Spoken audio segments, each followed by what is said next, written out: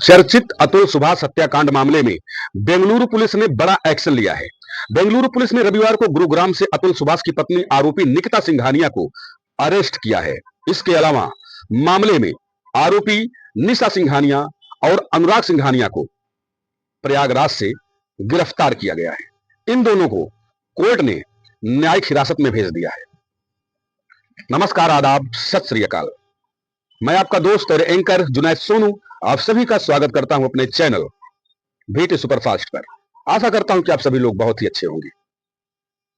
बेंगलुरु में AI engineer रहे अतुल सुभाष के सुसाइड मामले में लगातार नई जानकारियां सामने निकल कर आ रही हैं। ताजा मामले में अतुल सुभाष की पत्नी आरोपी निकिता सिंघानिया को गुरुग्राम, जो पहले गुड़गांवा था, वहां से गिरफ्तार किया गया है। तो वहीं पर आरोपी सास जो है, जिसका नाम है निशा सिंघानिया, और अतुल के साले का नाम अनुराग सिंघानिया, दोनों को प्रयागराज से यानी इलाहाबाद से गिरफ्तार करके कोर्ट में पेश किया गया और वहां से न्यायिक हिरासत में भेज दिया गया है। समाचार एजेंसी ANI ने बेंगलुरु के DCP Whitefield division Shiv Kumar के हवाले से दी गई आरोपितों से पूछताछ में अब मामले से जुड़ी कई परतें खुल सकती हैं, क्योंकि सभी लोग लगभग पकड़े गए हैं।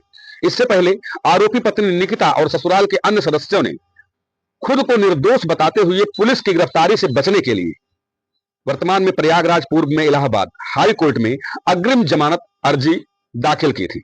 बता दें कि 34 वर्षीय AI अतुल सुभाष की अलग रह रही पत्नी निकिता सिंघानिया उनकी मां निशा और भाई अनुराग को अतुल सुभाष की मौत के बाद आत्महत्या के लिए उकसाने के मामले में गिरफ्तार किया गया है।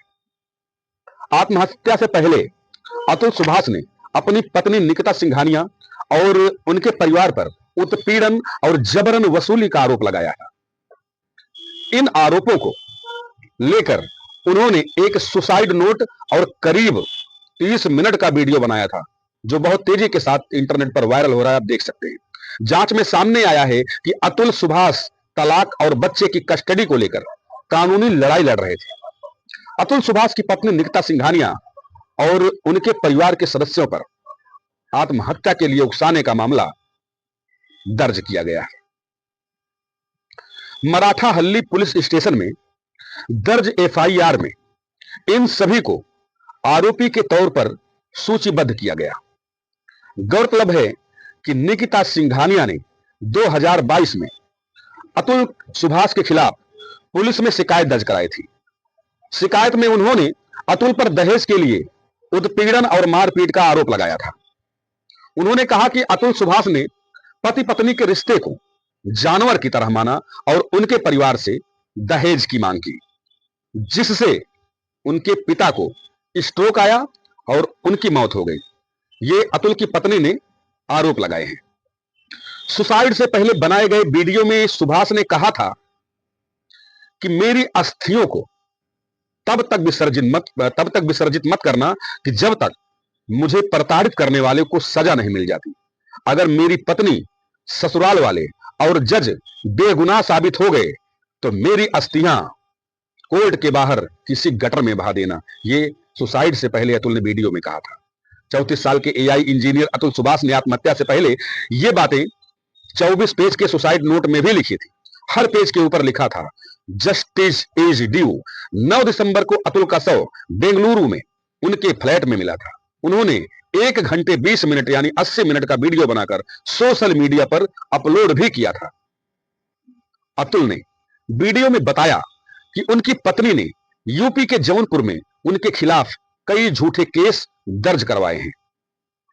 वह केस वापस लेने के लिए 3 करोड़ रुपए की मांग कर रही थी। कपल का एक 4 साल का बेटा भी है। निकिता ने उससे मिलने की इजाजत देने के लिए 30 लाख की डिमांड की थी, यानी वो पत्नी जो अपने पति को उसके बच्चे से नहीं मिलने दे रही थी। अतुल बेंगलुरु के मराठा हल्ली इलाके में डेल्फिनियम रेजिडेंसी में रहते थे। यहां अधिकतर IT प्रोफेशनल ही रहते हैं। अतुल अधिकारियों के लिए काम करने वाले कई NGO से जुड़े थे। वो अधिकारियों के लिए काम करते थे, अलग अलग NGO से। बेंगलुरु की एक IT कंपनी में काम करने वाले सुजीत ने बताया था कि वो अतुल के दोस्त हैं। सुजीत ने कहा, मैं अतुल को पिछले 4 साल से जानता हूं। मैं दूसरी कंपनी में काम करता हूं। अतुल की कंपनी अलग थी, लेकिन वह मेरा बहुत क्लोज फ्रेंड था। अतुल के फ्रेंड बता रहे हैं। आगे उसने क्या कहा कि उसने मुझे बस इतना बताया कि उसकी पत्नी और जज उसे एटीएम की तरह यूज कर रहे हैं। उसकी पत्नी ने क्लाउड किचन खोलने के लिए 50 लाख रुपए मांगे थे। घर खरीदने के लिए 1 करोड़ रुपए की मांग कर रही थी। अतुल उसी 15-20 लाख रुपए पहले उसे 15 और 20 लाख रुपए लगभग समथिंग उसको पहले ही दे चुका था अपनी पत्नी को। इन सब के बावजूद उसे उसके बेटे से नहीं मिलने दिया जाता था। सुजीत ने कहा कि अतुल ने केस की सुनवाई के चलते 2 साल के भीतर 40 बार बेंगलुरु से जौनपुर का आना जाना किया था। इसमें उसके बेहिसाब पैसे खर्च हो रहे थे। आखिरी बार जब वह कोर्ट गया था तो उसकी पत्नी ने जज के सामने कहा था कि 3 करोड़ नहीं दे सकते तो जहर खाकर सुसाइड कर ले। बताइए, ऐसी पत्नी जज के सामने उसने कहा। उस समय जज हंसने लगी थी उसकी बात सुनकर, शायद इसीलिए उसने आत्महत्या कर ली। ये सब बातें सुजीत बता रहे हैं। सुजीत ने कहा कि अतुल ने 2 कारणों से आत्महत्या की। कारण क्या है मैं बताता हूं। उसकी पत्नी उसे इंसान नहीं एक सामान की तरह ट्रीट करती थी। वो 3 करोड़ रुपए मांग रही थी। इतनी बड़ी रकम वो कहां से लाता। अगर पति का दहेज लेना गलत है तो पत्नी का भी गैर जरूरी पैसे लेना भी अपराध है। पैसे लेना अपराध है। पैसे लेना नहीं चाहिए, जबरदस्ती नहीं करना चाहिए।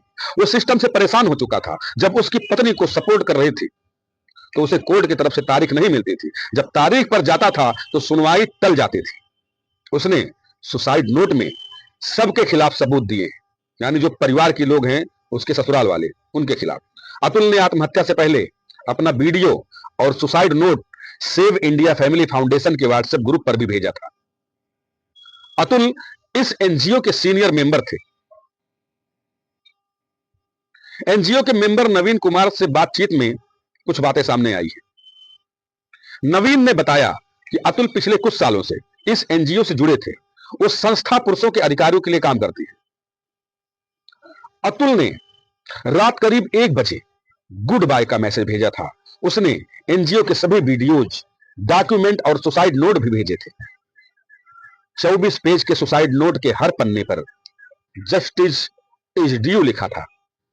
हम जब तक उसके घर गए तब तक उसकी मौत हो चुकी थी। ये अतुल के साथी बता रहे हैं। एनजीओ के एक अन्य मेंबर सुरेश ने कहा कि अतुल एनजीओ का सीनियर मेंबर था। मेरी उससे कई बार बात हुई थी। जब हम अपनी दिक्कतों के बारे में एक दूसरे से बात करते थे, अतुल पहले अपने पर्सनल लाइफ के बारे में कुछ नहीं बताता था। शुरुआत में हो सकता था अच्छा रहा हो थोड़ा बहुत, लेकिन कुछ सीनियर काउंसलरों ने हमारी काउंसलिंग की थी। इसके बाद अतुल ने कुछ चीजें शेयर की थी। क्या शेयर की थी? दोस्त बता रहे हैं। दोस्त ने कहा कि उसने बताया था कि उसके ऊपर एक के बाद एक केस दर्ज किए जा रहे हैं। उसकी सास उसे उसके अपने बच्चे से नहीं मिलने देती है। उसके ऊपर ऑफिस की भी जिम्मेदारी थी। वह एक लीड डेटा साइंटिस्ट का लीड डेटा साइंटिस्ट था, यानी वैज्ञानिक था। इसलिए वह बहुत परेशान रहता था, लेकिन वो तनाव के कारण नहीं मरा। उसके दोस्त कहते हैं वो तनाव के कारण नहीं मरा। अतुल डिप्रेशन में नहीं था, वो एक हीरो की तरह मरा। वो समाज में एक बदलाव लाना चाहता था। वह पुरुषों के खिलाफ हो रहे अन्याय का मुद्दा उठाना चाहता था। वो बताना चाहता था कि देश में महिलाओं के हित में बने कानूनों का दुरुपयोग किया जा रहा है। अब आप सभी बताएं कि क्या अपने ही परिवार के किसी व्यक्ति को इस तरह से प्रताड़ित किया जाना अच्छा है? समाज के लिए यह संदेश तो जा ही रहा है कि अगर आप किसी को बहुत प्रताड़ित करते हैं तो इंसान डिप्रेशन में आकर के अपनी जान की आहुति दे देता है, अपनी जान दे देता है, सुसाइड कर लेता है।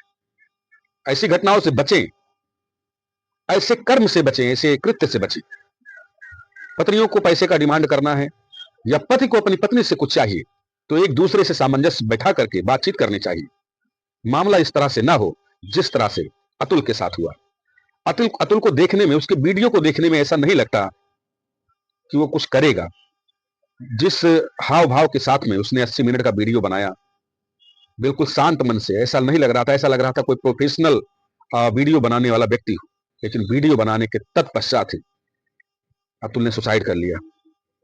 उकसाने के तमाम मामले ऐसे हैं जहां पर सुसाइड जैसा मामला बन जाता है, लेकिन ऐसे मामलों में हम सभी को धैर्य से काम लेना चाहिए, पेशेंस को कायम रख के काम करना चाहिए। मिलते हैं अगले वीडियो में, दीजिए इजाजत। एक नए वीडियो के साथ आप सभी के साथ फिर से रूबरू रहूंगा। तब तक के लिए नमस्कार।